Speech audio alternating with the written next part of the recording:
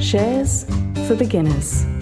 Phil Muscatello and Finpods are authorised reps of Money Sherpa. The information in this podcast is general in nature and doesn't take into account your personal situation. The company and or guest has contributed to the costs associated with producing this episode of Shares for Beginners. I need to buy another round. I'm trying to meet a girl. Where's my money? I need my $16 or something like that. And so I rang him the next day and he goes, what are you talking about, man? But if it was in his online saving account, he would have spent it. But the fact that it's in equities or it's in a portfolio that's listed or quoted on the ASX, and then that T2 settlement, he had to understand that they're cool, you can withdraw it, but I can only sell if it's in the markets open, and then there's a 2-day settlement. So it helps with the instant gratification request, and it's massive, and particularly for someone like my wife. G'day and welcome back to Shares for Beginners. I'm Phil Muscatello. What are some of the silly questions that we ask ourselves that get in the way of sensible investing? And I'm glad we're actually going to be talking about sensible investing today, which is what this program's all about. Why do so many people at the pub treat the share market as a tipping competition? Joining me today is former Newcastle boy, who's now Sydney boy, Brendan Malone, Managing Director and Group CEO of RAIZ Invest. G'day, Brendan. G'day, Phil. Good to be here. Looking forward to the conversation today. Wow, you've sort of clammed up suddenly. We were having this great conversation before we rolled tape, and now you seem all sensible. Oh, you make me a little nervous, Phil. Oh, no. So tell us about your background in the world of finance. What brought you to this point as being the managing director of can I call it a micro-investing app? Is that the best description? Yes. So RAIZ Invest is an ASX-listed company, and our whole vision, and we can talk about it a bit later, but it is empowering all Australians to invest, and that's how they can start with micro-investing. Mm-hmm. But as you mentioned, I'm a Newcastle boy. I was born and bred in Newcastle, and one day Dad said to me, well, what are you going to do after school? And it was sort of the halfway through year 12, and I said, well, I don't know. And he said, well, what about accounting? And I'm like, I hate maths. Why would I want to do that? I was good at numbers, much better than my spelling. But anyway, we sat down and we said, well, why don't we do commerce? Why don't I do commerce at Newcastle Uni? And we wrote away to about 15 accounting firms in Newcastle to try and get on a graduate program, and I managed to get one. So I did full-time work, part-time uni over 4 years. And at the end of it, one of the managing partners of the company I was working for went out on his own and took me with him out of about 120 staff. And we sort of did that for another 2 years. And then he said, look, you want to grow, and it's a big thing in the accounting world to have international experience. So I jumped on a plane with 2 other guys to head to London. Worked a couple of smaller jobs to start with on a contract basis for a National Children's House, Churchill Insurance, and then I got into Royal Bank of Scotland, where I spent the next close to 13, 14 years with them. And I spent time in London in the finance team. They shipped me out to Hong Kong for 6 months and Singapore for 6 months and back to London, but I got to Hong Kong and I loved it. And it was at the same time where Royal Bank of Scotland, when I first joined, we'd merged with NatWest. And when I was in Hong Kong, we bought ABN AMRO right at the height of the GFC in 2008, and it didn't go very well. But it taught me a lot about business. And the problem that we had with RBS was we grew too big too quick. We didn't have the foundations and the pillars of a solid foundation to grow the business, over-leveraged, etc. And that's what's today for me, is to make sure that we grow a business with a stable foundation. Don't get too big too quick. Make sure you own the markets that you're in before you look at anything else. And there is a bit of history there with the RAIZ business, but it's gave me that experience to land up at RAIZ today. And so you started off in the accounting side of things, but then ended up more in the analyst and equity share market side of things? Yes. So I started in the finance team, and it was the finance team at the bank was all about daily P&Ls, the market boys' P&L. So my interest has always been in finance, and as I said, my numbers are much better than my spelling. And that's what grew me out. And we had to grow the finance business and the reporting from the Asian businesses back into head office in Edinburgh. That's why I was sent out to set it all up, because I had a good understanding of the back-end systems. And then it sort of morphed into a COO role. Sort of operations a bit between, in a bank you have the back office, middle office and front office. So it was sort of the bridge between the two. And my last role in Singapore was regional head of client network strategy. So what that really means is you've got the front office guys going out talking to relationship managers, to the other banks or corporates out there, but what's in their toolkit. You can't have someone say to a client, we can do this for you, when the back of house can't do it. So we built that bridge to say, right, you can take this, whether it's an FX solution, whether it's a derivatives or hedging product, to these guys, you've got to make sure that our back of house does it. And that's something that I'm massive on now. Making sure that what we say we can do to our customers, especially in the RAIZ product, is that the system can do it and can handle it. Okay, so the company that you run, RAIZ, looks after investments for many Australians. But then we all have this experience, and we were chatting about this, and you refer to it in the TV ads for RAIZ, is that you go to the pub or you go to a party and you meet people, and because they know that you've got something to do with the share market, they say, oh, have you heard about blah, blah, blah company? And you go, okay, what do they do? Lithium. Oh, of course they do lithium, Yes. Why is it that so many people, so many Aussies look at the share market as punting? It's like a tipping competition. Look, that's a good question, and we've got a great relationship with Seven West, and we do have this Raise Your Game campaign on the Channel 7 network, and it is about who's advising you. For lack of a better word, who's advising you? Your parents might say, put your money in the bank account. Your mum might say, put it under the mattress, or grandma might say, put it under the mattress. And then your best mate goes, I've got this great uranium, lithium, gold stock. It's going to go gangbusters. Yeah, put your money here. I think what got me interested in RAIZ and Acorns back in the day in 2015 was I had a friend in Newcastle whose grandmother passed away, and he inherited $15,000, and he said, what stock should I buy? And my response was, well, what do you mean, mate? What are you talking about? Well, you're in finance, you're in banking. And I said, hang on a sec. And he said, no, is it BHP? Is it CBA? Is it NAB? Is it? And I said, mate, no. You don't put all your stocks into one. And that's what we do at RAIZ, is we create that diversification. And I think a lot of people out there in the Australian market think that they hear the good stories on the stock market. It's a bit like punting. You don't hear about the losses, you always hear about their wins. And I think the Australian chat around making money and afterpay in the last couple of years just springs to mind, because it was a 10-bagger, as they say. People go, oh, this did it, so let's have it a go. And that they punt because they don't really understand. And whether it's a cross between the excitement of gambling versus the inexperience or the emotional bet, that's where I think we all, myself included, and I've got some shockers over the years that I've emotionally invested when I shouldn't have. It's understanding that, and that's what we try to do at RAIZ, is break down those barriers to financial jargon, financial access, and start small. And last week we were talking about at ShareSite, we had a Festival of Financial Failure discussion at ShareSite, and some of the people in the audience that we were chatting to, and I just can't... People tell themselves these stories and they make up these narratives. And I'll just tell you about a couple. One was someone was talking about Donald Trump being elected and what effect that would have on Tesla. I don't know why I keep on putting Telstra when I write Tesla. I got something going on there. And that, maybe you should sell Tesla because if Donald Trump gets elected, the price of those shares will go down. Or someone else who's sitting there and obviously obsessively looking at deal flow and saying, why is this company buying and selling, buying and selling and buying and selling? And you can see it right at the end of the day, and they're affecting the price. And we were trying to explain to him, well, that's most probably an ETF provider. There seemed to be clues in what he was saying. It was an ETF provider who have to do that on a minute-by-minute basis. And the guardrails that are erected around the market, you just can't manipulate a share price like that, any big company, Yeah, absolutely.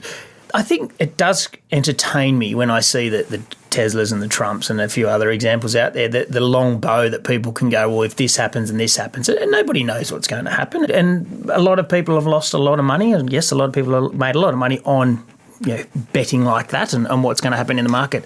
But as you say, it's very hard. It's very hard to manipulate. And the ins and outs. I think going back to the previous question, the property market's so expensive in Australia. The gig economy, and I've seen this and I see the comments on our social media pages about it. It's like, well, every little bit helps these days. So if you can't get into the property market, you can't, it's a tough environment, the cost of living and the inflation. So if you can make a couple of dollars here or there on some stocks, and that's what, and as you said, it can be seen as punting. And it is very strong in Australia. Have you seen that light bulb moment come on for any of your users? Going from that punting mentality to go, this is how it actually works. To be honest, and we had a good chat at the Australian Shareholders Association conference back in May. It has. I think, something like COVID and the access to financial markets that people were doing and the extra cash that they had around they put it into the stock market. And, typically a young person would like to say, hey, I've put in $20 to RAIZ. I'm sitting on the lounge, I'm watching Netflix, I'm playing on my Apple phone, and it's now $21. They will tell their mate about it. If it's $19, they won't. And they go, terrible, pull it out.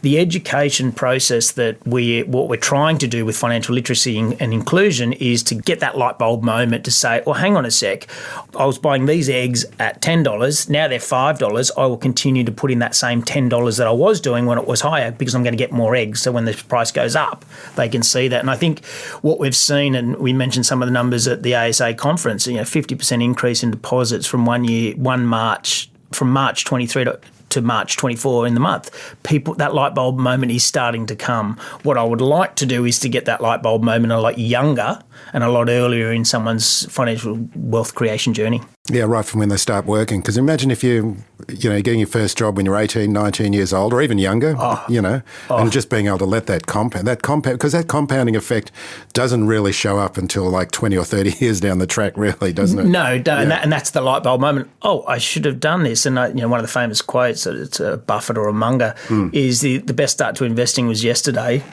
The second best time is today, and starting to understand and get that compounding.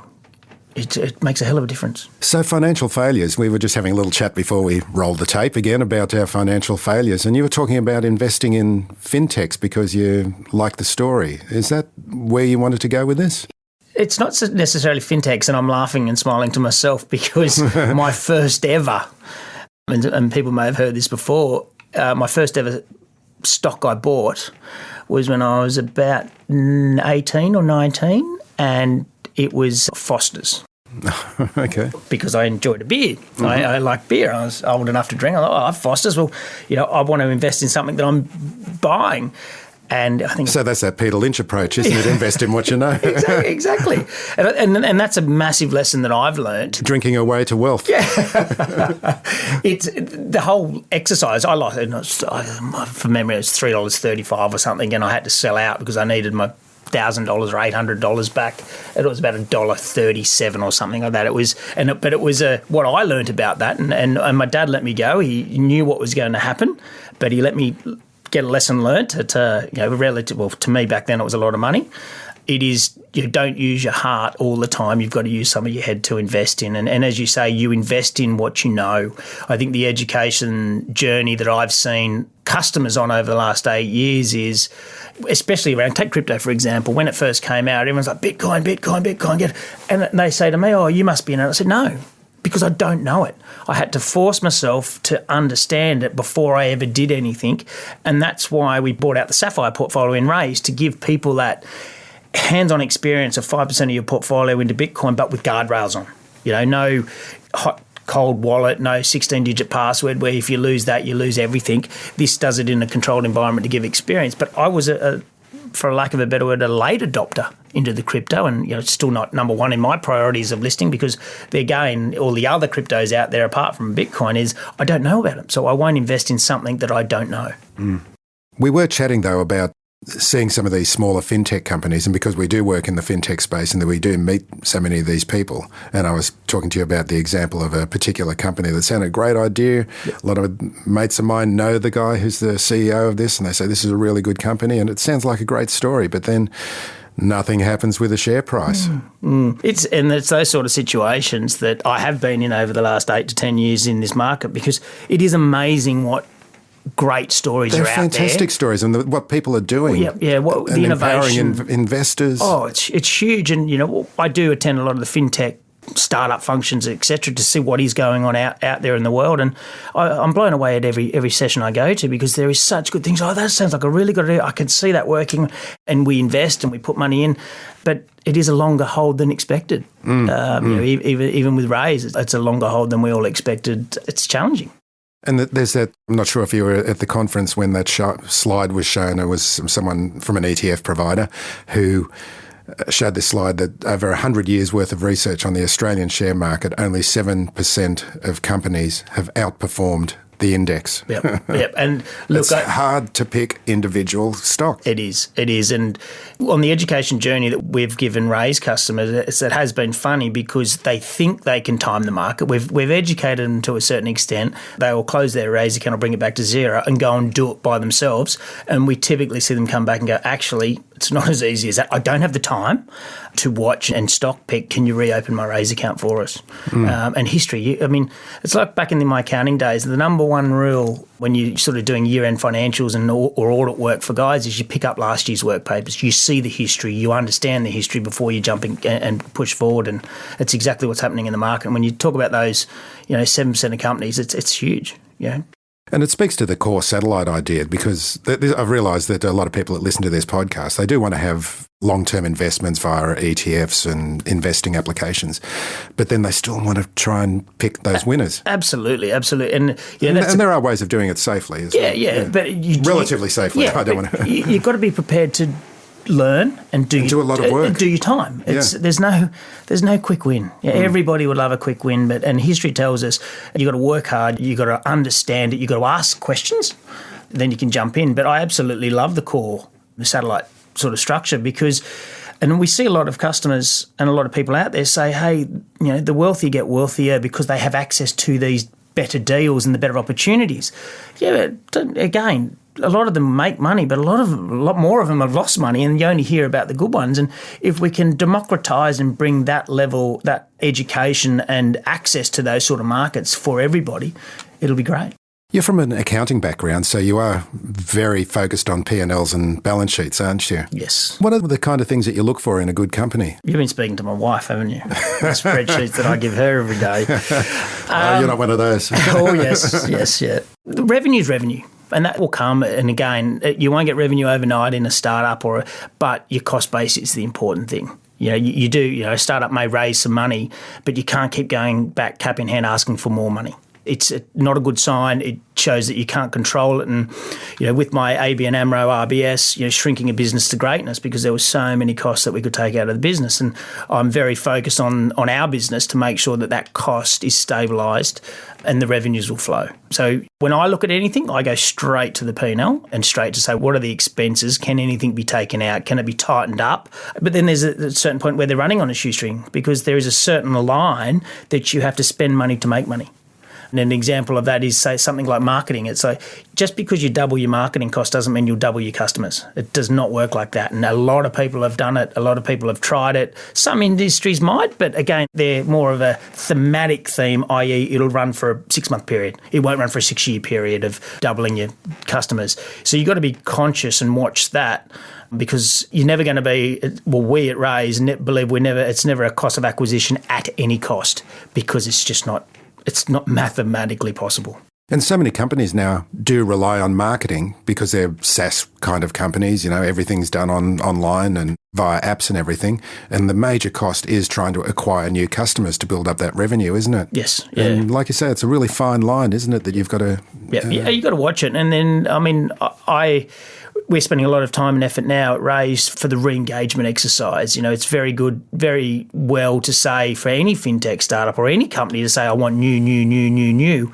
but you've got to nurture and keep the customers that you have. And over the last 12 months, I'm stoked and so proud of the team to retain and cross-promote our other benefits of RAIZ, being the other products that we have. Don't lose sight of that. There's marketing dollars for one, and brand awareness and acquisition, but there's also some costs and nurturing that needs to be done to retain your customers. And this is a good lessons for listeners to learn about valuing and looking at companies that they may be considering investing in, isn't it? Yeah. These are really important numbers, aren't they? Yes, yeah. It's key, especially in any sort of fintech but it's even to a retail point of view. If you're going to invest in something that sells widgets, for example, well, what are those widgets? Are they thematic? Are they longer term? Like the fidget spinners, great. Hype, bang, gone. We haven't seen them again. And maybe to a certain extent, selfie sticks and things like that. You think about it, is it going to be around tomorrow? And by tomorrow, I don't mean Saturday, Sunday. I mean in a few years' time. To think about that. Super is one of the most important investments you'll ever make. But how do you know if you're in the best fund for your situation? Head to lifesherpa.com.au to find out more. Life Sherpa, Australia's most affordable online financial advice.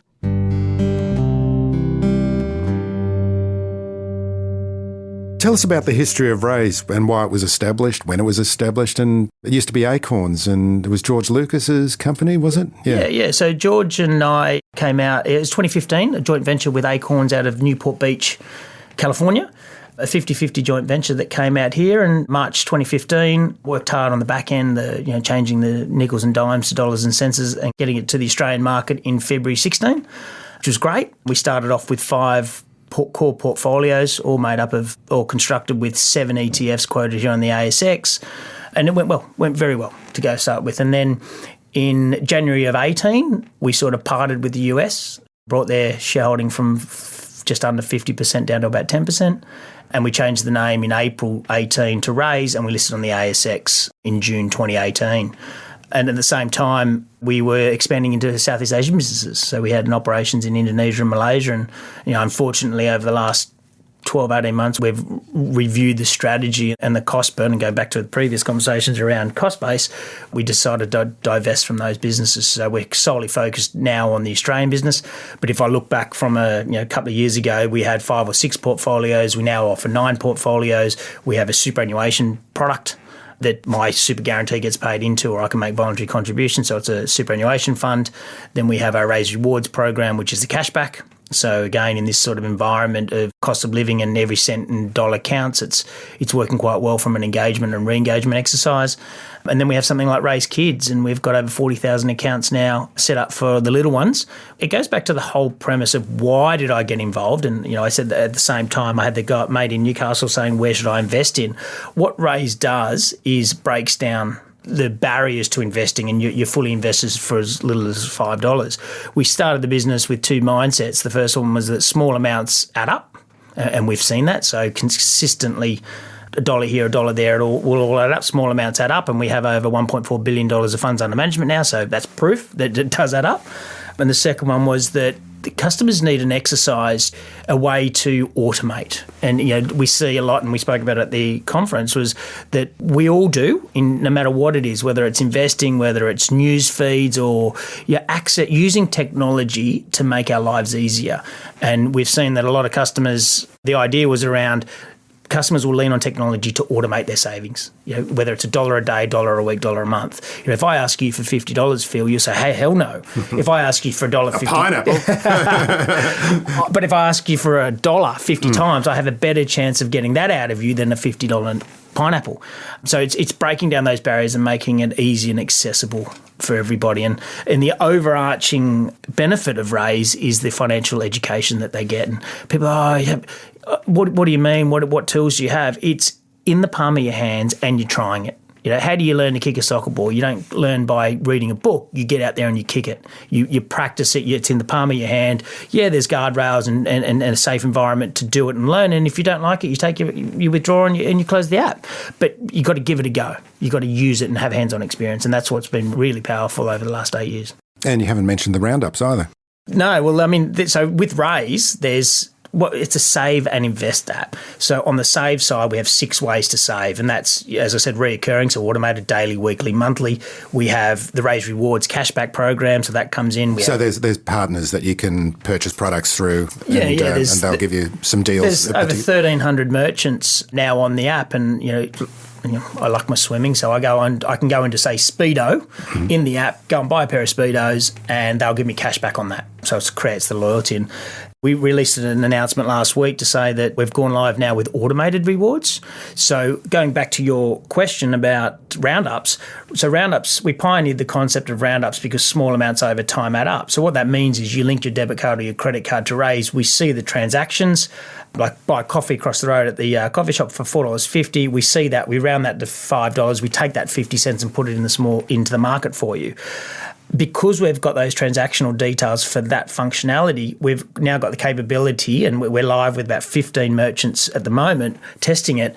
Why not give them a loyalty reward? And it's so challenging out there for the bigger customer, big players out there, or any sort of retail, is like, well, what makes Brendan go to that chemist instead of that chemist? Well, if they're going to give me a little bit of cash back, it might be 1% or 2%. It doesn't sound a lot, but again, if I'm getting $2 or $3 a week, times that by 52, I can do something with that $100 or $150. Whereas I didn't worry about the dollar, but look after the pennies and the pounds will look after themselves, sort of thing. So that roundup functionality is key because it starts small, but people can understand, and it just continually adds to. And back to the eggs case, if the market does drop, you were buying at $10, now you're buying at $8, you're getting more eggs. So when it does turn or flip, the value's there or the gain's there. And there's lump sum deposits as well. You can put, you might get some money for your birthday. This time of year in particular, we see tax checks come back or ATO refunds come back, and they might put a lump sum of $200 or $300 into to really boost their savings and go ahead. And the other one, which I'm so amazed with, is if you're in our portfolios, whether it's ETFs or our stocks, or even our property fund, there's a distribution or a dividend paid. So that brings money back into the fund. And over the 8 years that we've been operating, over $130 million has been paid in or reinvested into customers' accounts on dividends and distributions. And it would be a high percentage of our customers, it would be the first time they've ever received that and have access to that. Wow, that's an amazing thing just to suddenly understand what goes on. And do most of them reinvest, or do they take the cash out? No, most of them do invest. And this is what I like about RAIZ. It's, everybody knows they've got to save. Everybody knows that they should. And everybody, I think the numbers were, 70% of our customers say they've got a budget, 49% of them stick to it. Because it's very difficult for a leopard to change its spots. You tell someone that they can't do something, that they'll ignore it, or no. But what RAIZ does is you might set a budget, and it's from here to here. It's very difficult to show on a podcast, and they say, this is my budget, whatever I've got left over, I'll save and invest. No, let's bring this side of the budget so that you're doing it as you go, and a couple of bucks here or there going into that adds up. But by telling someone that they can't do it, or I apologise to my wife, if she knows that we've got this money on the side to invest in, and she might see something on sale, she'll go, I bought it. I saved your money because it was on sale. No, it's part of the... So it automates that, and we definitely see people leaning on technology for that reason. So when you're deciding what education to provide users of RAIZ, how do you make that decision? Is that driven by what you see from your experience dealing with investors, or is it people ask for certain information, or you realise from what you see what kind of information they actually need? It's definitely a bit of both, but a lot of it comes from our customers. What do they want to do? I mean, we had a post years ago, what does the ASX stand for? ASX, customers out there might see it in the Daily Mail or whatever, ASX hits record high or record low. Well, what's the ASX? It was one of our most liked posts in what is compound interest. So we break it down into, and it's a bit of entertaining. If Brendan can read it, he's a Novocastrian, anyone can read it, and it doesn't pass Brendan's test in the office. But it's just breaking it down simple. You can pick up textbooks, it's very complicated, and you go, okay, but what does that mean? What is compound interest? And then you put some word in the definition, and they may not understand that. And that might be diversification. Well, then they've got to go and research diversification. Make it easy and accessible for that information. Customers ask for it. The team's great because they'll ask, what happens if a customer says this? And maybe I'm a bit more on the commercial side of the banking side of things. So I'm looking at it from this level, but we really want to get down and really understand it. And the team are great because it's like I say to them, I'll say something to them on product or education or whatever, and it might not be right, but it will spur other conversations, other ideas and other aspects. And even down to accessibility. What I love about RAIZ is, and we've all done it, I bank with NAB, so I have a NAB account, and then I have an online savings account with NAB. I will go, if the debit card's running short of cash, I just log onto my app. Whilst, say, I'm at the pub or at shopping centre, I can transfer money and I spend it. With RAIZ, it's in the stock market. And even to the point where we had a guy leave a voicemail at 10:45 p.m. on our customer support line saying, I need to buy another round. I'm trying to meet a girl. Where's my money? I need my $16 or something like that. And so I rang him the next day, and this is right back at the start. I rang him the next day and he goes, what are you talking about, man? But if it was in his online saving account, he would have spent it. But the fact that it's in equities, or it's in a portfolio that's listed or quoted on the ASX, and then that T2 settlement, he had to understand that they're cool, you can withdraw it, but I can only sell if it's in the markets open, and then there's a 2-day settlement. So it helps with the instant gratification request, and that's massive, in particularly for someone like my wife. But you're not only invested in the share market because you've got a property portfolio as well. Tell us about the property portfolio and why that's been incorporated. Yeah, I'll just quickly go on what I said that we are save and invest. So save, I've spoken about the ways to get deposits or money into it. And then what do you actually invest in? And that's again back to the original conversations of asset classes. You've got What's to know an asset class? You've got to know you've got to understand what you're investing in. So even if you look at your super statement and understanding it. Sorry, you go on, but I always try and make this point on the podcast. Look at your superannuation statement to see where money gets invested. Oh, look, I've done some great forums or workshops at the universities, and there was one of about 300 people in it, and I said, put your hand up if you've had any experience or you've ever invested in the ASX or equities. And 20 people put their hand up, and I said, okay, now put your hand up if you've got a superannuation account. Everyone put their hand up. And I can guarantee you every one of those have some sort of exposure to the Australian equity market.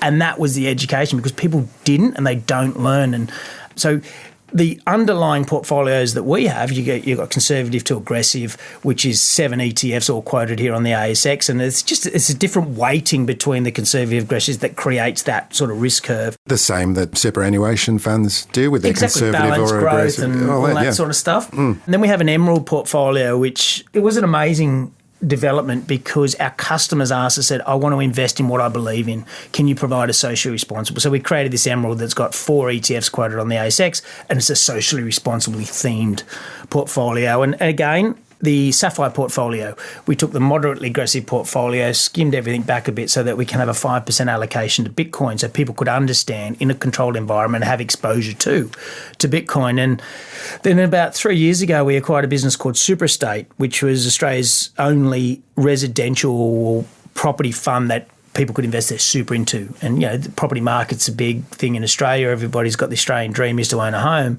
So what that does is break down the barriers to getting into the market and give people experience in it. So this week, actually, we settled our 12th residential property in that down in Melbourne, and they're scattered out. There's no concentration risk. There's a couple of... So you're actually buying properties? We buy physical properties and we rent them out. Oh, wow. Yeah, and they're it's just like... managed by the local property agent. From a valuation point of view, they get revalued independently every 6 months so that we can work out what the price adjustments are, the unit pricing are, and the rent accrues and the things that accrues like that. It pays a distribution on an annual basis. But it's going really well. Really well. It's grown a lot over the last 12 months. Because I thought you'd be, I don't know, doing mortgage-backed securities or something, or REITs or something like that, but it's actual Australian residential property. Yep, you can get on the website, Aussie dream. Look at the property, and there's photos of the properties where they are. It's brilliant. And the excitement that people go and they'll take a screenshot and say, I own this much, and it'll be the front door handle of the business. But it's giving them that understanding and access to the property market. So I think it's an absolutely cracker.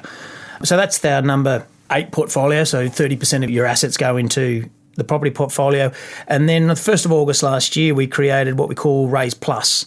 What that means is you can use one of our base portfolios as a base, but you can allocate 99 ASX stocks, 48 ETFs, the Bitcoin up to a maximum of 5%, or our property fund up to 30%. So a customer can sort of create their own portfolio. And this last Friday, we released that into our superannuation business as well, so that a customer can take their super balance and sort of get a bit more hands-on, but still in a controlled environment. Over the top ASX 99 was 100, but one of them came out. So we'll take that back to the investment committee to see who we add in for that to bring it back to the ASX 100. It's not the ASX 100, but it's the ASX, the top. They're probably the largest 100 companies. So, that's what you invest in. And I think that's very important for people to understand. And the behaviour that we've seen, customers will come in on the conservative. They get a bit, a month or two later, they go up to the aggressive. And fortunately, the portfolios have done very well. We were announced last week by Super Ratings that our moderately aggressive was number 2 in the balanced portfolios, and it was just 12.1% return net of fees. So the construction of the portfolios are going well, and we can see that as soon as that gets announced, people do rebalance over to the moderately aggressive portfolio. A customer that's putting their money into RAIZ portfolios for the first time, they've got their L plates on. How are they guided in terms of which portfolio to go into? Or how is that done? Yeah, we don't really guide or advise or recommend. It is purely the customer's choice. So once you go through the registration process, you download the app from the App Store or the Google Play Store, or jump online and hop on the web app, go through the registration process, your KYC, you link your bank accounts, one bank account for where the money comes from, where your deposits come from, one for Roundup, so we can do the automated rewards or Roundup functionality. And then it says, what would you like to invest in? And we have some very great your how-tos on what is in each portfolio. So it's purely the customer choice. And just generally, customers will come in and go, just join the conservative portfolio and start off then and then sort of get educated. A lot of them, the typical behaviour is that they won't have their automated reoccurrings on, or even the automatic roundups are not on, till they understand it. Sort of 2 weeks later, you can see that, okay, it was $8 on average, $8.88 for that week of roundup. Yes, I can afford that, so I'll turn it on automatically instead of manually going through. Then they realise, and there's an education process and a journey flow that we put in front of customers either on email or in app to say, this is what's happening in the market, and then they understand, go, okay, I can afford another $5, so they might set a recurring up. So it's taking them on that journey for them to understand. And what I'm pleased to see that they do move up the risk curve on the portfolios because they are having a better understanding, and it's not all about the returns, it's about what's in the underlying assets. Yeah, because so many people go, I'm conservative, I don't want to lose any money. Exactly. Not actually understanding what those terms mean in the financial space. Exactly. Yeah. So everybody says to me, oh, what a great idea, but it's not for me. Mm-hmm. And I'm like, well, why isn't it for you? I don't know anything about investing. That's the point. Yeah. So I told you my brother's up in the Goldie. So I drive up with the dog, and then my wife and the kids fly up the next day. Mm-hmm. And Belinda's at the airport at 6:30. Goes, I forgot nappies. Can you get some? So I got to Talabundry Valley, go Stockland, West Burleigh at 7 in the morning, and then go down to the Golden Cool, and go to airport, pick them up. And I had a RAIZ T-shirt on, and it was 7 in the morning. It was grey and cloudy, and no one in the car park. So I park the car. I go walk into Priceline, and two big Maori guys, two big guys, singlets on, tattoos, and the thing around their neck and the dreads, and I'm like, oh, and they, oi cars, and I ignored them. I'm like, I walked out with two big pink nappy boxes. So embarrassed. Oi cars, and he goes, is that RAIZ? And the media gone, oh no, he's lost money on his RAIZ again. He's going to beat me up here. And so I go over to them, and he goes, hey, cuz, is that RAIZ? Is that RAIZ on your T-shirt? And I said, yeah, it is, mate. Yeah, it is. And I've got my nappies. Ready to step back. And he goes, oh, cuz, come here. He put his arm around me. He opened up his RAIZ account, and he said to his mate, Brendan, and because I'll never forget it, his name's Brendan. I said, oh, I'm Brendan as well. And he goes, Brendan, look at this. Open it up. And he had $1,011.48 in his account. He goes, I've never saved $1,000. Thanks, mate. And he gave me a cuddle. I'm like, wow. But it's, guys like him, to get him to give it a go, it's like everybody says, oh, that's a great idea, but it's not for me. Why not? Because I don't know anything about investing. That's the point, guys. And that's what we're trying to do now with this re-engagement campaign. The Raise Your Game campaign is just give it a go. Put $5 in. If it doesn't work, take it out. That's such a great story. Even one of them with the Plus portfolios is one of the guys out in country New South Wales put on social media. He says, and I won't use the language, but he's like, haha, CBA, I finally got something. With the Plus portfolio, he'd put a portion of the allocation into the Commonwealth Bank stocks and had a dividend, and he wrote, after 44 years of banking with you, I finally got something back, ha, ha, ha, and he circled the $1.27 or whatever it was dividend he received. It's like, that's what I love. That's what I love to see, because people are getting something out of it, not only financial education, but an understanding. So how can listeners find out more about RAIZ? Where can they go? Yeah, so as I said, you download it from the App Store, RAIZ, RAIZ, or jump on the website to raizinvest.com.au and go for it. It's very easy. There's a lot of information on the YouTube channels. There's a great channel on, I still call it Facebook, but Meta, called RAIZ Central, which is independently run. And the feedback and the conversations on that's brilliant. And by empowering all Aussies to actually have an understanding of. And if you jump onto that and have a look, some of the conversation's great, some of the extra education and learning, that does inspire us to go, right, well, what are they talking about in this group? How can we help that and benefit that? So it's on social media. If you're watching the footy AFL on a Friday or a Saturday night, make sure it's on Channel 7 and you'll see Abby Holmes and our Raise Your Game campaign. It's quite exciting. Brendan Malone, thank you very much for joining me today. Great, thanks for having me. Thanks for listening to Shares for Beginners. You can find more at sharesforbeginners.com. If you enjoy listening, please take a moment to rate or review in your podcast player, or tell a friend who might want to learn more about investing for their future.